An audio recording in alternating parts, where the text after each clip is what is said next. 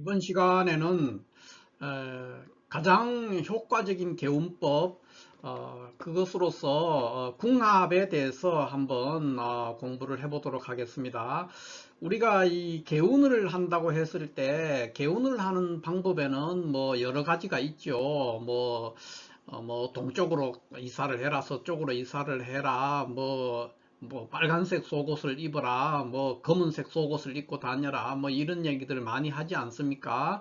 그런데 그러한 개운법은 실질적으로 이게 그 효과를 보기가 굉장히 어렵습니다. 물론 개운이라는 자체가 쉽지 않은 것이죠. 그러니까 개운이 쉽게 우리가 사주팔자를 타고났는데 그거를 쉽게 조금만 노력하면 바꿀 수 있다, 이렇게 돼버리면은 뭐 다 재벌이 될 수 있고 다 대통령이 된단 말이에요. 그래서 개운이라는 게 근원적으로 굉장히 어렵고 난해하고 쉽지 않다는 것이죠. 그런데 그 중에서도 이 궁합, 그러니까 궁합에 관한 것은 아주 그나마 우리가 개인이 선택할 수 있는 영역에도 속하기도 하지만은 굉장히 좋은 효과를 볼 수 있는 부분이다, 이렇게 볼 수가 있습니다. 그래서 뭐 가장 그 궁합에서 어떤 개운을 했는, 어떻게 보면 개운이죠. 사주팔자를 고친 케이스가 그 동화 속에 나오는 신데렐라 같은 게 그런 거 아니겠습니까? 이런 것들이 이제 개운을 한 케이스죠. 어떻게 보면은 그런 것처럼 이 궁합은 그나마 이 우리가 하는 이 사주 내에서 그 팔자를 고칠 수 있는 가장 그 효율적이고 현실적인 하나의 방편이 될 수 있다, 이렇게 볼 수 있습니다. 그리고 이 궁합이라는 게 꼭 이제 우리가 궁합이라 그러면 남자와 여자의 결혼만을 생각하는데, 지금은 뭐 그 꼭 남자 여자의 결혼이 아니더라도 뭐 사회생활을 하는 중에서도 어떤 사람과의 만남, 또 어떤 사람과 동업을 한다든가, 어떤 팀에서 팀의 한 일원으로서 함께 일을 하든가, 또 일을 같이 도모하는 경우, 이런 경우에도 궁합이 안 맞으면 굉장히 고생한단 말이에요. 그래서 반드시 남자와 여자의 결혼에 관한 것만이 궁합이 아니고, 사회생활을 할 때 뭐 팀원이라든가 또는 내 위에 오는 어떤 팀장이라든가 윗사람, 뭐 사장, 이런 사람과 나의 관계가 어떻게 되느냐에 따라서 어마어마한 실적을 낼 수도 있고, 또 조금만 노력했는데도 칭찬을 받고 승진을 한다든가, 또 보너스를 받는다든가, 이런 일도 생기고, 어떤 사람하고는 하면은 고생을 죽도록 하고도 결과가 나쁘거나 아니면 좌천되거나 그럴 수도 있단 말이에요. 그래서 반드시 남녀의 결혼과 관련되어 있는 것만 궁합을 보는 것이 아니고, 사회생활에서 일어나는 여러 가지 사람과 사람의 만남, 거기에서도 궁합이 필요하다, 이렇게 볼 수가 있죠. 그래서 오늘 전체적으로 이걸 한 두 개 파트 정도로 나누어서 한번 생각을 해볼 건데, 우선에 일반적으로 궁합이라고 하면은 남녀의 결혼 궁합입니다. 그래서 결혼 궁합을 볼 때 어떻게 궁합을 볼 것인가, 또 무엇을 우선적으로 봐야 되는가 하는 그 부분에 대해서 한번 생각해 볼 필요가 있죠. 궁합이라고, 우리가 결혼이라는 걸 전제로 하고 결혼궁합이다, 남녀의 결혼을 전제로 한 궁합이라고 했을 때는 가장 중요한 것이 뭐냐, 이렇게 했을 때 우리가 결혼이 뭐냐 하는 개념부터 한번 생각을 해봐야 돼요. 결혼이라는 것은 남자와 여자가 그러니까 굉장히 서로 다른 환경에서 성장하고 자라고 태어나는 그런 남자와 여자가 공동의 어떤 좁은 공간, 그 안에서 일생을 함께 살아가는 거예요. 뭔가를 협력하고 창조하면서 그렇게 하면서 함께 살아가는, 그게 결혼입니다. 그러니까 적어도 명리학적으로는 그렇게 결혼의 정의를 그렇게 내릴 수가 있죠. 뭐 또 다른 사회적인 또는 사회학적인 또는 철학적인 면에서 결혼의 개념이 다를 수 있지만, 명리학적으로는 서로 다른 환경에서 태어나고 자라는 남자와 여자가 좁은 공간에서 함께 살아가면서 뭔가를 창출해내는 과정, 그것이 결혼이다, 이렇게 정의를 할 수가 있습니다. 그렇다면 뭐가 되겠습니까? 가장 중요한 거, 남녀의 결혼에 있어서 가장 중요하게 우리가 궁합을 본다 할 때는 가장 먼저 봐야 될 것이 이 가치관과 성격입니다. 그래서 이 가치관과 성격이 맞는지 안 맞는지, 이거를 제일 먼저 판단을 해야 돼요. 이게 안 맞는 사람들은 대체적으로 사주도 맞지 않지만은 결혼을 해서는 안 되는 사이죠. 그냥 함께 지낼 수는 있지만은 결혼을 하는 상대방으로서는 서로가 굉장한 불행한 결과를 만들어내기가 쉽습니다. 그래서 반드시 가치관과 성격이 일치해야 된다 또는 비슷해야 된다 이렇게 볼 수 있죠. 가치관이라고 할 때는 뭐 여러 가지가 있습니다만 그 중에서도 꼭 나의 가치관과 그 사람의 가치관이 일치한다 그러면 아주 좋겠죠. 뭐 취미생활도 같고 세상을 보는 눈도 비슷하고 그러면은 서로 갈등이라든가 알력이 일어날 여지가 없단 말이에요. 그런데 그렇지가 않고 너무 좀 극단적인 경우 있죠. 예를 들면 한 사람은 사이코패스적인 성향 또는 어떤 극단적인 사회를 보는 눈이 또는 세상을 바라보는 시각 이런 것들이 인생을 바라보는 인생관 이런 것이 어떤 극단적으로 상황을 파악하는 사람 그런 사람은 일종의 사회성에서 문제가 되는 거죠. 나하고 안 맞는 거예요. 안 맞을 수가 있죠. 보편적인 사회성이라든가 이런 것들을 가지고 있지 않다는 거죠. 인생관이라든가 이런 것들이 보통의 어떤 일반적인 사람의 관념과 완전히 동떨어졌다. 나도 그런 성향이라면 상관이 없어요. 나도 사이코패스인데 상대방도 사이코패스다 그러면 오히려 잘 맞을 수가 있어요. 그런데 사이코패스적인 성향을 가진 사람이 세상에는 많지가 않아요. 그러니까 그런 사람을 만나면 일반적으로 잘 안 맞게 되죠. 그래서 제일 먼저 보는 것이 이 가치관이 일치해야 돼요. 뭐 성격도 가치관의 일환이 될 수가 있는데 이 성격을 이제 가치관과 성격이 같다는 걸 쉽게 말해 사회성이 좋아야 되고 그 다음에 두 사람의 좁은 공간에서 일평생을 함께 살아가면서 뭔가를 창출하는 것이 결혼이라고 제가 정리를 내렸잖아요. 그렇다면은 그 두 사람 사이에는 굉장한 협력과 양보가 있어야 돼요. 그러니까 한쪽이 한쪽을 지배하거나 또는 통제하거나 옥죄는 그런 모양이 되어버리면 그건 안 되기 때문에 기본적인 가치관과 성격에서 항상 협력하고 양보하고 평화를 사랑하는 어떤 그런 마인드 그런 마인드가 돼 있는가를 늘 살펴야 돼요. 그걸 어떻게 보느냐는 거죠. 연애할 때는 이런 게 보이질 않아요. 우리가 결혼할 때 궁합 본다든가 옛날에도 마찬가지였고 할 때는 뭡니까? 그 사람의 제일 처음에 우리가 따지는 게 외모, 그 다음에 학벌, 그 다음에 돈, 뭐 또는 뭐 출신 성분 옛날 조선시대 같은 거 출신 성분도 되게 중요했죠. 지금 또 보지 않습니까? 어느 재벌집 뭐 딸인지 아들인지 또는 뭐 어떤 대통령의 딸인지 아들인지 이런 식으로 따지지 않습니까? 가문들 지금은 이제 큰 비중은 차지 않지만 그래도 상류 사회에서는 이런 걸 따진단 말이에요. 그래서 이런 것들을 보고 결혼을 하기 때문에 항상 결혼을 한 후에 후회를 하거나 굉장히 잘 맞을 거 남들이 봤을 때는 오래 100년 해로 할 것처럼 보였는데도 실제로는 못하는 경우가 굉장히 많고 금방 뭐 아예 한두 낳고 한 10년 뭐 길어야 10년 이렇게 있다가 또는 2, 3년 만에 이혼해 버리는 경우 그런 경우가 굉장히 많지 않습니까? 그건 왜 그러냐면은 이러한 부분들을 서로가 파악을 할 수가 없었다는 거죠. 실질적으로 연애를 한 5년 이렇게 긴 시간 5년을 연애하면 긴 시간이거든요. 또는 뭐 10년을 연애했을 때도 뭐 그럴 수가 있는데 한 5년쯤 연애했는 남자와 여자일지라도 그 사람의 가치관이나 성격이나 실질적인 그 내면에 있는 그런 걸 파악하기가 굉장히 어려워요. 왜냐하면은 연애하는 기간에는 둘이가 만나가 같이 있었다 그래도 24시간을 같이 있는 시간은 그렇게 많지가 않아요. 거의 뭐 몇 번 없고 기껏해야 뭐 한 3시간 4시간을 같이 지내거나 주말에 잠깐 뭐 한나절 또는 뭐 하루를 같이 지낼 수가 있겠죠. 그걸로는 그 사람의 진면목을 보기가 어렵다는 거예요. 그렇기 때문에 평소에 보이지 않던 게 결혼을 하니까 완전 엉망으로 나타나는단 말이에요. 서로에게 굉장히 실망하는 상황이 벌어지거든요. 그래서 굉장히 이제 불화와 갈등이 일어나고 힘들어진단 말이에요. 이게 이제 우리가 놓치는 거예요. 그냥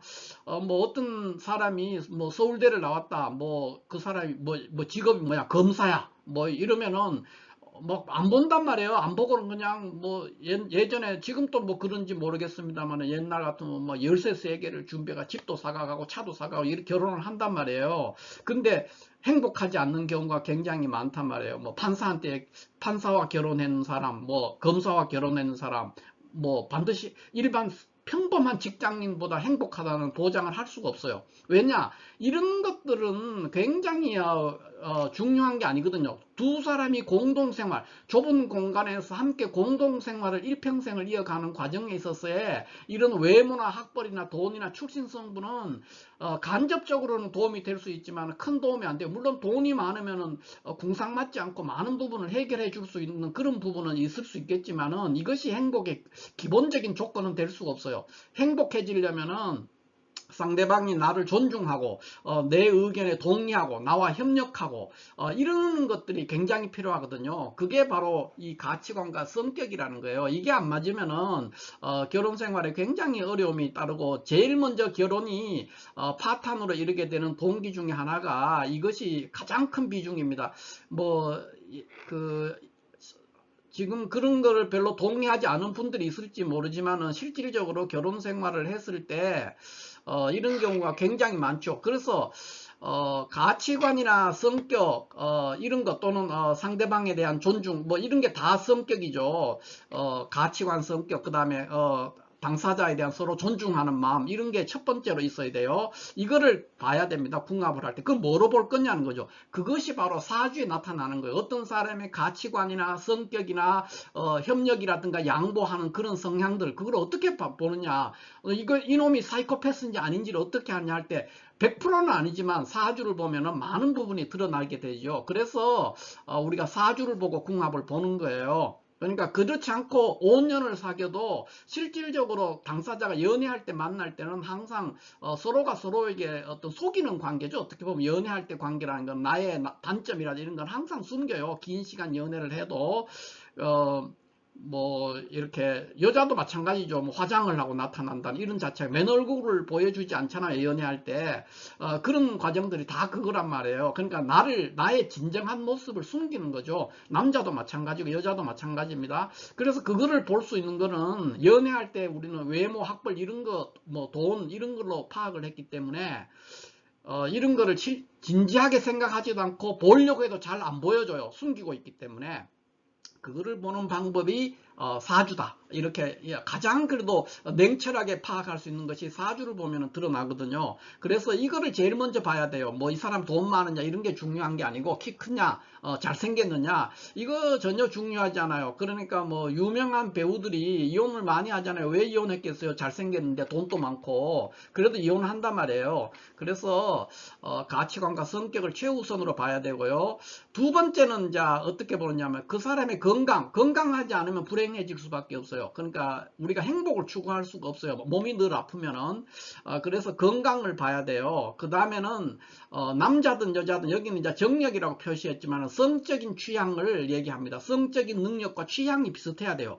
그러니까 한 사람은 육식동물이고 한 사람은 초식동물이라든가 또 뭐 남자는 초식동물이고 여자는 육식동물이라도 안 되고 그 반대인 경우도 안 되는 거죠. 이런 것들은 다 바람직스럽지가 않아요. 그러니까 성적인 능력도 있어야 되고 성적인 능력이 무조건 병강세라고 해서만 무조건 좋은 것이 아니죠. 병강세라면 한 남자가 병강세라면 여자는 옥녀가 돼야 되는 거예요. 아니면 어우동이 되거나 이런 식으로 서로가 조합을 맞춰야 되는 거예요. 한쪽은 뭐 어우동이라든가 옥녀인데 한쪽은 평범한 보통 사람이면은 안 되잖아요. 맞지 않는다고요. 그렇게 되면 이제 결혼 생활에 파탄이 오거나 부정행위를 저지르거나 여러 가지 문제가 생긴 거예요. 그거를 부정행위를 하는 사람을 나무랄 수가 없어요. 그러니까 한쪽이 전혀 다른 한쪽과 성적인 능력이나 취향이 맞지 않으면서 거기에 대해서 우리가 어떤 정조라든가 또는 다른 뭐 이성을 쳐다본다는 하는 걸 하지 말아라. 굉장히 가혹한 거죠. 그런 것들이. 그래서 성적인 능력과 취향이 이건 남녀의 결혼이기 때문에 그렇습니다.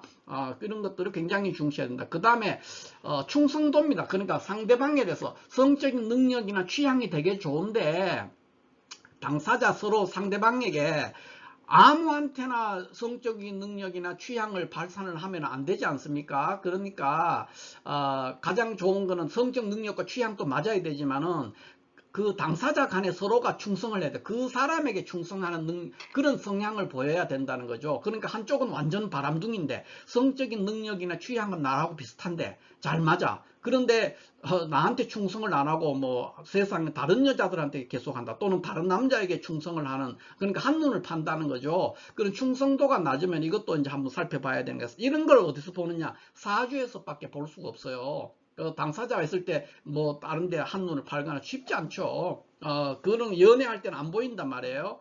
그 다음에 이제 나오는 것이 이제 두 사람이 결혼했을 때 뭐 돈은 어떻게 되느냐, 사는 거는 그렇게 궁상맞지 않느냐, 또 뭐 남자든 여자든 사회적으로 어느 정도 지위를 가질 수 있느냐, 이런 것들, 그 다음에 자식과 가족의 관계, 이런 것들은 이제 부차적인 거예요. 어떻게 보면은 이런 것들을 종합적으로 살펴서 궁합을 판단해야 돼요. 그러면 이런 것들을 어떻게 판단하느냐는 거죠. 첫 번째는 당사자의 사주에서 가장 적나라하게 드러나는데, 다른 어떤 수단보다도 가장 많이 보여주고 있는 자료가 바로 사주입니다. 사실은. 그러니까 점성술에서 여러 가지 케이스들이 있지만은 가장 많이 보여주는 것이 이 사주만큼 많은 정보를 보여주는 것은 별로 없다고 생각을 해요. 그 다음에 그렇다면 그걸 어떻게 볼 거냐, 사주를 어떻게 볼 거냐 하는 거죠. 사주는 이렇게 보는 거예요. 각자의 사주가 좋아야 돼요, 기본적으로. 그 다음에 각자의 사주를 봐서 거기에서 우리가 궁합, 남녀의 궁합을 보는 거기 때문에 결혼 궁합이죠. 그랬을 때는 여자라면은 관성이 잘 보존돼야 돼요. 관성이 잘 보존돼야 되고, 남자라면은 재성이 잘 보존돼야 된다는 거예요. 예를 들면 이런 거죠.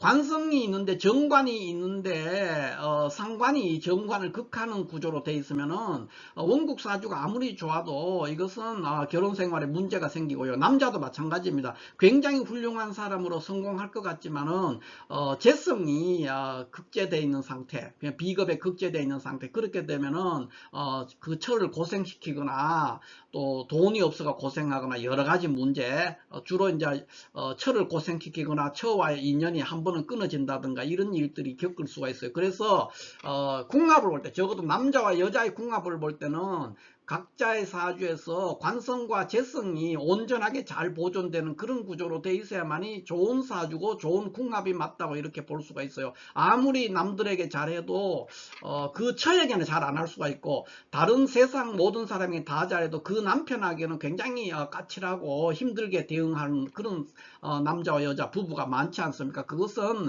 그 사주 내에서 관성과 재성이 제대로 보존되지 않는 구조가 되기 때문에 그렇습니다. 그 다음에 결혼은 한 번을 하고 끝나는 게 아니라 긴 세월을 하는 거거든요. 그렇기 때문에 이 대운의 흐름, 이런 거를 봐야 됩니다. 대운의 원사주는 잘 구성되어 있는데, 대운이 예를 들어서 뭐 한 요즘에 같으면 늦게 결혼하니까 30대 40대 이 무렵에 30대, 40대, 50대, 뭐 길게 보면 50대까지고, 아니면 30대, 40대, 20년 이 구간에서 여자는 대운이 식상방으로 흐른다든가, 남자는 대운이 비겁방으로 흐른다든가, 이런 식으로 되면은 혼인이 파탄이 나기가 굉장히 쉽거나, 아니면은 그 배우자에게 굉장히 불친절하거나 불손하게 대응하는 그런 상황이 벌어져서 결국은 차가운 관계로 흘러갈 수가 있습니다. 그래서 이런 것들은 이제 대운의 흐름을, 결혼 생활이기 때문에 대운의 흐름까지도 살펴야 된다, 이렇게 볼 수가 있고요. 그 다음 번째 우리가 사주에서 봐야 되는 것은 격국입니다. 격국을 봐서 이 궁합을 봐야 되거든요. 그러니까 뭐 사주 안에 뭐 화기운이 강하네, 수기운이 강하네, 뭐 금극목했네, 을경합했네, 이런 거, 그런 건 굉장한 그러니까 단식으로 보는 궁합이에요. 그런 것들은 그게 아니라 전체적으로 가장 중요한 것은 이 격국의 성패 또는 격국의 융합과 조화, 그러니까 어떤 그 상대방에게 굉장히 필요한 기운, 그 기운을 제공하거나 격국이 서로가 잘 조화를 이루어야 돼요. 그러니까 이런 거죠. 어떤 사람이 정관격, 정관을 용시는 정관격 사주다, 그렇게 돼 있는데 뭐 그 상대방은 뭐냐, 상관격이다, 예를 들어 이렇게 될 수 있지 않습니까? 그런데 이렇게 돼 있으면 안 맞아요. 안 맞는데 상관격이지만 상관패인이 돼 있는 거예요. 상관격이긴 한데 상관패인으로 격국이 이루어져 있어요. 그러면 정관격인 사람하고 잘 맞아요. 이런 경우는 굉장히 유머러스하고, 정관은 아주 고리타분하고 재미없단 말이에요. 근데 상관패인 됐으면 되게 유머도 있고 여유도 있고 재밌고 머리도 좋고 그런 사람이거든요. 그럼 맞는 거예요. 또 반대로 정관격인데 정관이 상관을 봐가지고 상관경관으로 파격되어 있는 사주예요. 이런 사람은 상관 패인되어 있는 사람하고 만나면 잘 안 맞아요. 이런 식으로 격국이 사주의 격국이 서로 융합과 조화를 이룰 수 있어야 된다. 그러니까 이제 융합과 조화라는 것에는 또 오행상으로도 얘기해 볼 수가 있긴 하죠. 예를 들어서 사주에 목기운이 굉장히 필요하다. 그런데 상대방 사주에 목기운이 굉장히 강렬하다. 그건 큰 도움이 돼요. 다른 일반적인 어떤 궁합 보는 것보다 훨씬 더 이런 것들은 도움이 돼요. 그러니까 조우가 필요한 사주, 조우가 있어야 되고, 그러니까 하목이다. 어떤 사람이 하목사주다. 그러면은, 목화식신, 목화상관 희견수 그러잖아요. 만약에 근데 하목도 무조건 하목 나름이에요. 어찌됐든 하목, 일반적으로 하목이다 그러면은 상대방 사주에서 수기운이 강하다 그러면 아주 도움이 돼요. 목화식신 희견수. 반대로, 어떤 사람이 동금사주를 가지고 있어요. 동금사주. 겨울금이죠. 그러면 금수상관 이런 격이니까 여기는 역시 화기를 가지고 있는 사람. 그러니까 목화 상관격과 금수 상관격이 만나면 잘 맞을 수가 있어요. 이런 식으로. 그러니까 그 사주의 격국과의 융합과 조화라든가 격국의 성패를 서로가 잘 보완하는 그런 구조가 되면 아주 좋은 사주 구조가 된다. 이렇게 볼 수가 있죠. 이게 이제 궁합의 일반적인 궁합을 보는 대략적인 거죠. 자세하게 보면은 여기에 끝도 없습니다. 궁합이라는 거는 일반 단순한 사주 하나하나를 분석하는 것도 있지만은 그 사주를 분석하고 난 다음에 두 사람의 사주를 또 대비해서 분석을 해야 되기 때문에 굉장히 시간도 많이 걸리고 복잡하고 어려움이 굉장히 많습니다. 그러니까 시간이 거의 2배 넘게 들린단 말이에요. 그냥 사주 2개를 보는 거하고 궁합을 맞춰가면서 보는 거는 그 시간과 노력이 훨씬 많이 들어요. 그 이유가 이 굉장히 생소한 두 사주를 굉장히 세밀하게 맞춰야 되는 거기 때문에 굉장히 고난이도 작업이다. 이렇게 볼 수가 있습니다. 그 다음에 이런 거는 이제 지금까지 했는 거는 결혼궁합을 할 때의 얘기고요. 이거는 이제 결혼궁합 중심으로 본 거고, 그냥 우리가 회사 생활을 하거나 직장 생활을 할 때, 지금 방금 왔는 어떤 팀장, 또는 새로 왔는 사장, 그 사람하고 나하고가 잘 맞느냐 안 맞느냐, 또는 내가 팀장인데 새로운 팀원 누구를 받아들여야 되는데 그 팀원이 왔을 때 여기 큰 문제 없이 일을 잘 해낼 수 있을 것인가, 또는 내가 사장인데 어떤 임원을 하나 뽑았는데 이 임원이 나랑 잘 맞을 건가 안 맞을 건가, 이런 걸 보려면은 그런 거는 이제 이렇게 남녀가 긴 시간 10년 20년 함께 사는 거를 보는 거하고 조금 다르거든요. 그럴 때는 이렇게 단식으로 보는 거예요. 단식궁합을 봐도 큰 무리는 없다, 이렇게 볼 수가 있어요. 그런 단식궁합이라는 거는 제가 여기서 다 설명할 수는 없는데 대충 한번 얘기를 해보자면 이런 거예요. 자, 일주궁합이라고 하는 거는 일주가 서로 청간과 지지의 관계가 서로가 가납지합하느냐, 쉽게 말해서 이런 거를 가지고 따져보는 거예요. 일주의 오행관계 이런 거를. 그런데 일주궁합을 볼 때 그 결혼궁합도 마찬가지입니다만 대부분 일주로 가지고 많이 보잖아요. 그렇게 할 때 천간은 합하고 지지도 합하고 이거를 좋은 궁합이라고 하는 경우가 많은데 반드시 그렇지가 않다. 그러니까 나쁘다고 할 수는 없지만은 차선책입니다. 차선책. 최선책은 아니에요. 그러니까 천간이 두 사람의 일주를, 결혼궁합도 마찬가지고 사회궁합도 마찬가지인데 천간이 둘이 합을 하고 지지도 둘이 합을 하고 있어요. 이렇게 합을 하고 있는 구조라면은 반드시 좋으냐? 결혼궁합도 그렇고 사회적으로도 그렇고 썩 좋지는 않습니다. 그러나 나쁘지는 않다는 거죠. 차선책이에요. 이런 거는. 특히 결혼궁합에서 천간이 합을 하고 지지가 합을 하는 케이스는 서로에게 너무나 강력하게 통제하고 간섭하는 그런 관계가 성립되기가 쉽기 때문에 그렇게 바람직스러운 궁합이다, 이렇게 볼 수는 없고, 그렇다고 흉하다 할 수는 없는데 스트레스를 많이 주는 그런 관계다, 이렇게 볼 수도 있어요. 예를 들면 이런 것이죠. 천간을 한번 우리가 생각을 해보면 천간의 합이 갑기합, 을경합 이렇게 쭉 있지 않습니까? 을경합, 병신합, 천간이 있으면은, 이런 게 있으면은 이 합들은 전부 다 극을 하면서 하는 합이에요. 그러니까 그냥 합이 아니라 극합이란 말이에요. 극합. 극합이기 때문에 천간의 합이 바람직스럽지 않는 이유가 여기에 있는 거예요. 그러니까 사소한 일로 갈등과 불화가 일어나기가 굉장히 쉽고 스트레스를 상대방에 많이 주는 그런 구조가 돼요. 그러나 천간합 중에서도 괜찮은 합은 있죠. 예를 들어서 을경합이라든가 무계합이라든가 이런 것들은 아주 괜찮은 바람직한 합이 될 수 있는데 갑기합이라든가 병신합이라든가 정림합이라든가 이런 합들은 차선책이 될 수 있다. 최선책은 아니다는 것이죠. 지지도 마찬가지입니다. 지지의 합이 6합도 있고 3합도 있고 여러 가지 합이 있지 않습니까? 그런데 거기에서 6합 같은 경우는 젊을 때는 문제가 없어요. 젊을 때 신혼 때. 그런데 시간이 지나갈수록 지지 6합은 석 바람직스러운 최선책은 아니다. 차선책이 될 수 있다. 이렇게 볼 수가 있습니다. 어찌됐든 일주를 가지고 이제 궁합을 볼 수가 있어요. 그 다음에 우리가 보는 게 연지의 궁합. 이거는 이제 우리가 보통만 띠궁합이에요. 띠를 가지고 맞춰보는 거죠. 보통 이제 띠가 맞으려면은 4살 터울. 4살 터울이 이제 이 삼합의 자리거든요. 그래서 띠궁합으로 보고요. 가치멸문법이라는 것은 쉽게 말해서 이건 불혼법입니다. 이렇게 되면 혼인하지 말아라 하는 거죠. 불혼법의 일종인데 가치멸문법이라는 것은 월주를 맞춰보는 거예요. 그러니까 뭐 이런 거 있잖아요. 양력 2월생 여자와 양력 10월생 남자는 하면 안 되고, 양력 3월생 여자와 양력 8월생 남자는 결혼하면 안 되고, 뭐 또 양력 2월생 남자와 양력 7월생 여자는 하면 안 된다든가 이런 식으로 이게 이제 쭉 있거든요. 가치멸문법이라 그래가지고 그런 것들이 있습니다. 또 구궁궁합이라고 있어요. 구궁궁합이라는 것도 여기 연지를 가지고 따지는데 나이를 따지니까 연지죠. 연지에서 뭐 생기복덕 천의에 해당이 되면 남자 여자의 관계가 생기복덕 천의의 관계면 좋고, 또 화해라든가 절명에 해당이 되면은 대흉하다 이런 식으로 구궁궁합을 보는 방법이 있습니다. 그래서 여기서 보면은 연지를 보는 궁합이라든가 구궁궁합이라든가 여기 지금 방금 한 나부모행이라는 게 있거든요.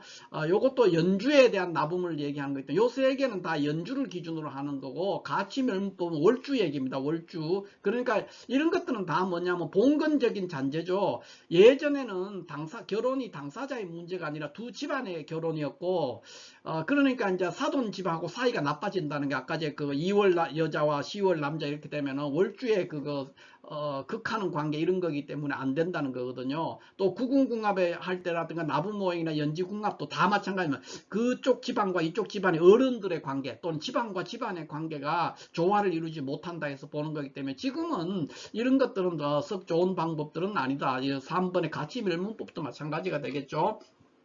지금은 결혼이 당사자 남자와 여자 또는 뭐 직장에서도 그 당사자와의 관계가 굉장히 중요한 그런 거기 때문에 일주를 중심으로 많이 본다, 이렇게 이해하면 될 것 같습니다. 그 다음에는 이제 또 여기서 우리가 볼 게 사회생활을 하거나 직장이나 조직에서는 주로 이제 많이 보는 게 천시인연법이라는 게 있어요. 천시인연법. 이 천시인연법이라는 것은 뭐냐? 천시인연법이라는 거는 어떤 사람이 왔을 때 그 사람의 그렇죠? 연주를 상대방 사주에다가 갖다다가 대입해서 그 격국에서 어떤 역할을 하느냐를 보는 거예요. 그러니까 이런 거예요. 새로운 어떤 내가 팀장인데 새로 어떤 한 직원을 받아들였다. 이랬을 때 그 직원과 나의 관계가 원만할까 했을 때 내 사주에다가 이렇게 있으면 이렇게 인데다가 상대방의 사주 연주를 여기 대입을 해서 전체 격국의 선패를 보는 거예요. 이게 천시인연법인데 생각보다 잘 적중률이 좀 있다 이렇게 볼 수 있고, 나부모행궁합 같은 경우에는 여러 가지 요소가 있는데, 지금 예전에는 이건 다 연주를 기준으로 보는 거거든요. 일반적으로 나부모행으로 궁합 본다는 걸 연주의 나부를 가지고 봤어요. 그래서 연주가 같은 토끼리면은 좋고, 뭐 하나는 토고 하나는 금이고 이러면은 좋고, 이런 식으로 이제 얘기를 했단 말이에요. 그런데 이거는 연주기 때문에 옛날에 대가족 제도, 대가족을 해서 가문이 굉장히 중요했던 시절, 개인의 어떤 핵가족의 문화가 아니라 대가족이라든가 가문이나 시족이라든가 부족의 문화가 중요했던 그런 시절에 통하던 방법이고, 그렇기 때문에 지금은 이런 것보다는 나부모행 자체를 일주에 적용을 해서 보는 방법이 있습니다. 이거는 굉장히 이제 난해하고 복잡한데, 이런 게 연주 기준으로 해서 나부모행을 단순하게 뭐 같은 톤이야 이렇게 해서 보는 게 아니라 여러 가지를 종합적으로 볼 수 있어요. 예를 들면은 우리가 일주를 했을 때 우리가 금이다 그러면 갑자을축이 해중금이고, 뭐 갑오을미는 사중금이고, 이민계묘는 금박금이고, 경진신사는 백낙금이고, 또 임신 계유는 건봉금이고 경술 신해는 차천금이다 이래가지고 납부모행으로 치면은 60갑자 중에서 금의 종류가 6개가 있어요. 그 다 금이 다르단 말이에요. 어떤 거는 해중금이고 하나는 뭐 건봉금이고 이런 식으로 돼 있거든요. 그래서 그게 그 관계를 살피는 거예요. 그래서 뭐 예를 들면은 갑자을축은 해중금이니까 이 경우에는 이제 그거 재련을 하려면 화기가 강해야 되거든요. 화기가 강한 사람, 그런 사람하고 인연이 된다든가, 아니면 갑자을축에서 갑자을축은 예를 들면 개수, 특히 갑자라면은 갑자는 개해랑 잘 맞는다 이렇게 보통 보거든요. 왜 맞느냐? 이게 이제 이 해중금이죠. 갑자을축은 해중금인데 바닷물 속에 있는 금이니까 금의 기운이 굉장히 약해요. 그런데 원래는 갑자와 개는 이렇게 되면 안 되지만은 이 갑목은 우리가 적천수 지난 시간에 제가 할 때 갑목 참천이다. 그러니까 갑목은 하늘의 덕에 참여한다 이랬잖아요. 그러니까 쭉 뻗어 나가고 하늘을 향해서 쭉 뻗어 나가는 그런 기세당당하고 씩씩하고 진취적인 그런 기상을 가지고 있는 거기 때문에 여기 해수, 지지에 있는 해수는 수레, 우리가 술해를 구궁도, 낙서 구궁도에다가 보면 이거는 건방에 해당이 되거든요. 건방. 주역의 궤 중에서 건태, 이진, 손강, 감곤에 이런 그 방향을 정연하는데 술해는 건방에 속하는 거기 때문에 하늘과 관련되어 있단 말이에요. 그래서 갑자와 개에는 궁합이 잘 맞다 이렇게 볼 수가 있어요. 그러니까 이렇게 보는 방법인데 예를 들면 이제 을축과 개는 어떻게 되냐 그러면 얘도 해중금이고 개는 대해수잖아요. 물이란 큰 물이란 바닷물이란 말이에요. 이렇게 돼 있으면은 이거는 뭐냐면 을축은 미약한 금인데 큰 바닷물이니까 바닷물에 휩쓸려 가지고 을축이라는 것이 정착을 못하는 그런 상황에 생길 수가 있죠. 그래 우리 최근에 그 이혼 소송 해가지고 1.4조 그거 재산 분할하고 난리친 그 최태원 회장과 노소영 씨 같은 경우에 보면은 최태원 회장은 을축일주고 노소영 씨는 그 개일주란 말이에요. 그런 것들도 그러니까 최태원 회장이 어떤 면에서는 그러니까 그 대해수죠. 대해수를 만나서 정착하기가 어렵다. 뭐 이렇게 볼 수가 있죠. 그런 현상을 보였다. 이렇게 볼 수가 있겠습니다. 뭐 그 최태원 회장의 일주가 볼 것 같으면은 개해 개해가 이게 노소영씨고 최태원 회장 을축이에요. 그러면 이거는 해중금이거든요. 납부모행으로 해중금이고 개해는 대해수라는 게 바닷물이라는 거예요. 큰 바닷물이고 이 을축은 해중금 바닷물 속에 있는 금이에요. 그러니까 바닷물 속에 우리가 금이 있긴 있지만 그거 안 보인단 말이에요. 그런 상황이니까 이 파도가 치는 큰 바다에 휩쓸리는 거예요. 을축이. 그래서 정착을 못하는 거죠. 그런 현상. 그러니까 약간 늘 마음이 딴 곳에 있었거나 들떠 있는 그런 상황, 이런 것이 될 수 있다는 것이죠. 물론 이것만으로 궁합을 보는 건 아닙니다. 뭐 다른 요소들이 다 있으니까 그렇게 해서 볼 수는 있지만은 여기 납부모행 일주를 중심으로 해서 납부모행 보는 거는 보통 전통적으로 납부모행으로 보는 연주를 가지고 보는 납부모행과는 달라요. 여기에는 그러니까 오행, 갑을병정에 대한 성정도 같이 포함되기 때문에 복잡한 상황이 있다. 이거를 제가 말씀드리고요. 어찌됐든 이런 식으로 단식 궁합을 살필 수가 있다. 그러니까 궁합을 보는 방법은 굉장히 많은데 단식으로 한두 개를 가지고 얘기할 수도 없고 제일 좋은 거는 궁합을 볼 때는 항상 그 사주의 격국을 살피는 것이 가장 효율적이고 가장 핵심을 본 거예요. 만약에 사주의 격국을 살피지 못하고 궁합을 봤다 그러면은 이런 식의 단식 궁합으로 가지고 끝을 내면은 굉장히 잘못된 궁합이고 일부만 본 거예요. 그래서 궁합을 볼 때는 항상 이렇게 이걸 봐야 되고 또 결혼을 전제로 하는 거라면 항상 여기에 이 부분을 고려하면서 그것이 맞는가 이거를 봐야 돼요. 그리고 이런 경우에 이제 결혼할 때 요즘 또 나이 차이가 많이 난다든가 또는 나이 차이가 얼마 나지 않는다든가 또는 결혼 연령대가 나이 차이가 40대 이후라든가 전이라든가 하는 거에 따라서 보는 방법이 천편일률로 한 가지 방법으로 볼 수 있는 게 아니에요. 그러니까 조금 부족한 부분이 있어도 얼마든지 잘 살 수가 있는 그런 구조가 될 수가 있거든요. 그래서 궁합은 굉장히 사주를 보는 데서 거의 종합 예술에 가까운 것이다, 이렇게 볼 수가 있고, 굉장히 중요하고 시간도 많이 걸리고 단순한 부분이 아니다 하는 그거를 제가 말씀드리고, 오늘은 이 궁합 중에서 아주 일부분 궁합을 보는 방법이 아주 개괄적이면서도 일정한 일부분바에 해당되는 그런 거를 중심으로 해서 봤지만, 이것이 궁합을 보는 가장 대전제의 큰 줄기입니다. 그리고 궁합은 꼭 봐라고 제가 얘기하고 싶은 것이, 우리가 유일하게 개인이 선택해서 상대방을 고를 수 있고 결혼을 할 수도 있고 안 할 수도 있고 그러잖아요. 그런 것들이기 때문에 궁합을 통해서 우리는 개운할 수도 있고 여러 가지를 도모해 볼 수 있는 그런 것들이기 때문에 궁합은 한번 볼만하다, 이렇게 볼 수가 있겠습니다. 자, 이렇게 해서 오늘은 이 가장 효과적인 개운법으로서 그 중에 하나인 궁합에 대해서 한번 공부를 해봤습니다. 감사합니다.